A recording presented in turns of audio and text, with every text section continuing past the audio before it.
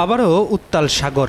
পশ্চিম মধ্য বঙ্গোপসাগর এলাকায় সৃষ্ট লঘুচাপ রূপ নিয়েছে নিম্নচাপে। কেন্দ্রে যার বাতাসের গতিবেগ 40 থেকে 50 কিলোমিটার।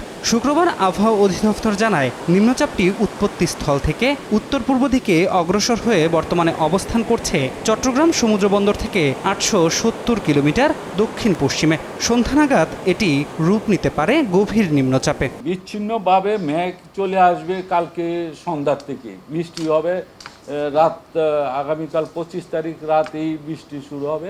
আবহাওয়া অফিস বলছে, ঘূর্ণিঝড়ের অগ্রভাগ সোমবার সকাল নাগাদ আঘাত হানতে পারে সুন্দরবন উপকূলে। শুধু ডান দিকের অংশ না, এখন যেই অবস্থানটা দেখাচ্ছে তার কেন্দ্রটাই বাংলাদেশের উপরে দেখাচ্ছে। এর সিভিয়ার সাইক্লোনের সম্ভাবনা আছে, কোস্টের কাছাকাছি আসবে সেই সময়টা। আগামীকাল সন্ধ্যা নাগাদ বৃষ্টি হলে দেশজুড়ে গরমের তীব্রতা কমে আসবে বলেও জানিয়েছে আবহাওয়া অফিস।